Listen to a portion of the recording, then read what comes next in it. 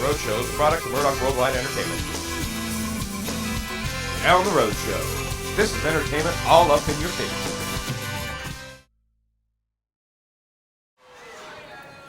Hi, everybody.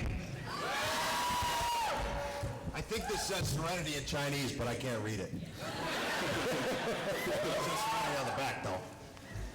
Wow. There are a lot of Firefly and Serenity fans here. I can't believe it.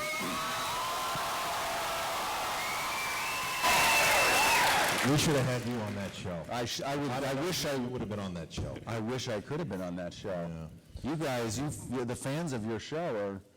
They're almost like the fans of Chuck. Almost.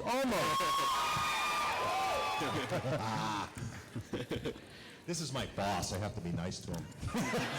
I think on camera. I said in my panel yesterday, the best part of my job is I get to boss around Adam Baldwin without getting shot. So it's great. With Vera. You know, the funny thing about Vera, it's not, I mean, it's a pretty gun, and it has, a Callahan auto lock, thorough gauge, and all that stuff. What? It's a gun I trade for the girl. Okay, I get that. Auto lock, other stuff I don't understand. But it's not that good a gun. It's got all kinds of sharp corners. It's no scar, that's for sure. For those Arizonans out here, I love Arizona. But Vera was a pretty gun. I wish I could have gotten it. It was $10,000. It would have been a great collector's piece to put up on the wall, but they wouldn't let me have it. I saw a replica today. Is that the gun you're talking about? No, that was the pistol. That was my little. I had a name for it, but I call it Boot. Boot. Oh, nice. Boot. Okay.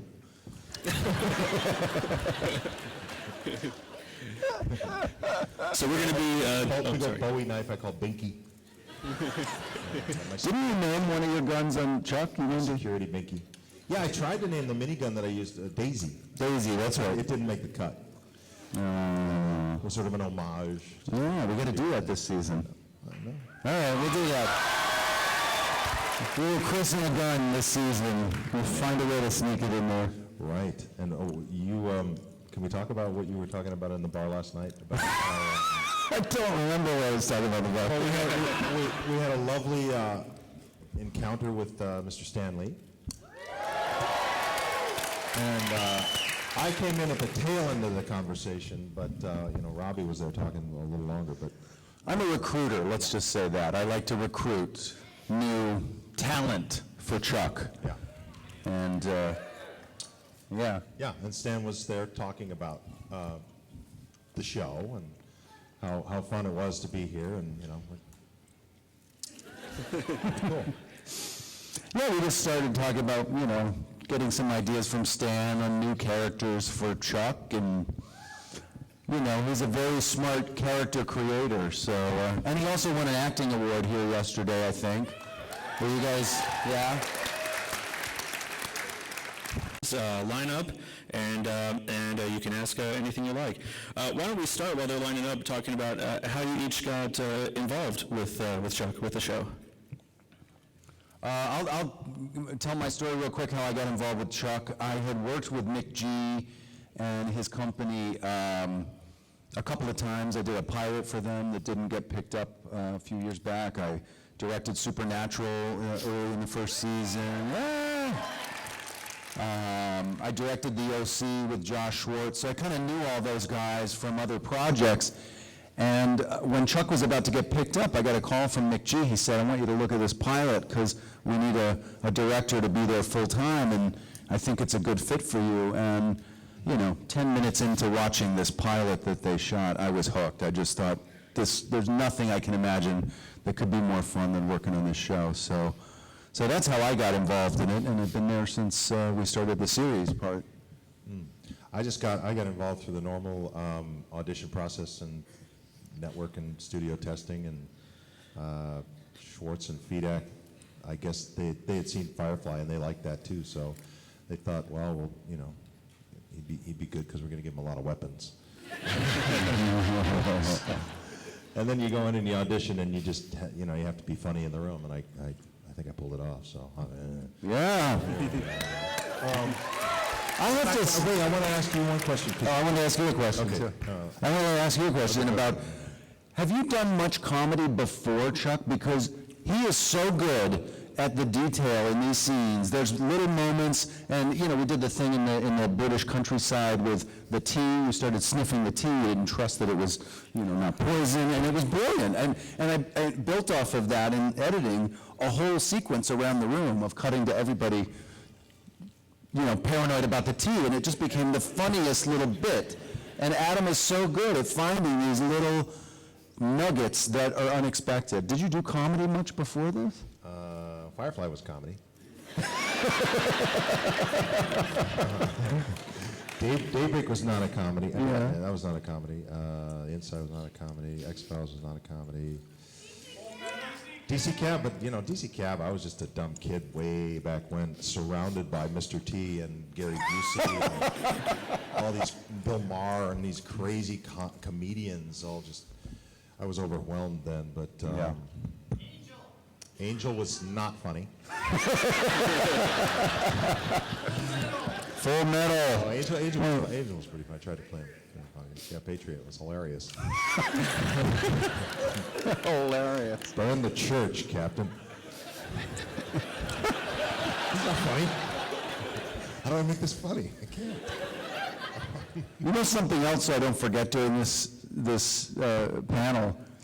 There's a small world story that I told Adam, and I don't think you remember this, but when I was about 18 or so in New York City, I used to fly home. I was trying to be an actor in New York, going to school, and I used to fly into Newark Airport and take the bus from Newark back to the city, and yay, Newark!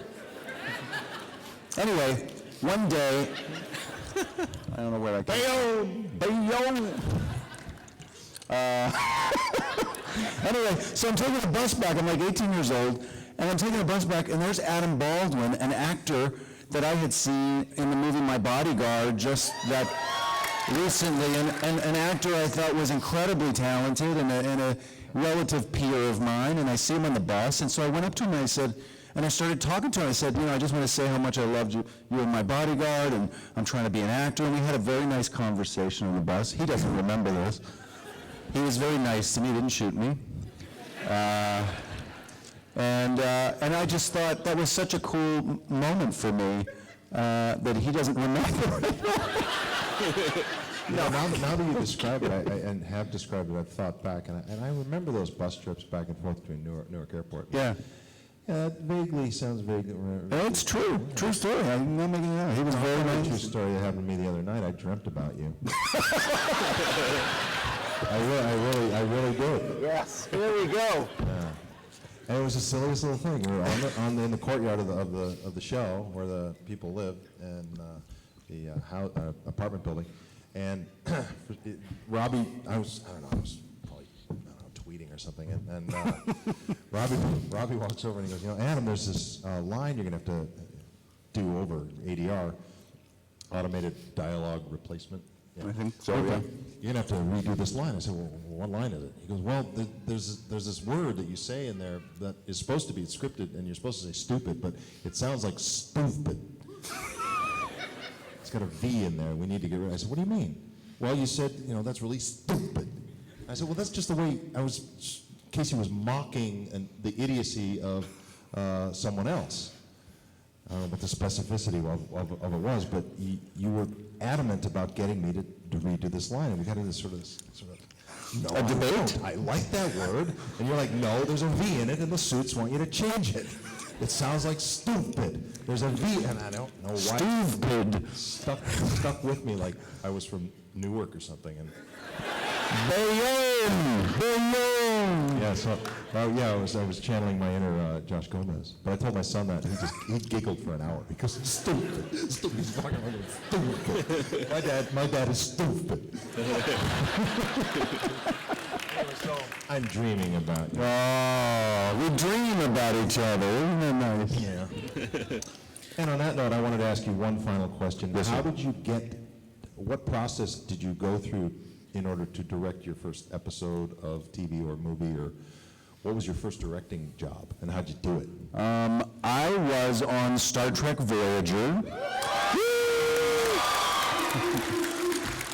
playing the role of Tom Paris, and I had been on a series a couple years before called Going to Extremes, and it was a medical show. We made 22 episodes. It was Josh Brand and John Falsey that created Northern Exposure and I'll Fly Away, and a lot of shows that were popular back then. Anyway, we're making the show that we shot in Jamaica, and not Jamaica, Queens, but Jamaica in the Caribbean. Make a mun. Yeah, Yaman. And I was married at the time, and I had my first kid. She was 2 years old, and everybody else is out partying and doing what people do in Jamaica. I'll leave that up to you guys to figure out.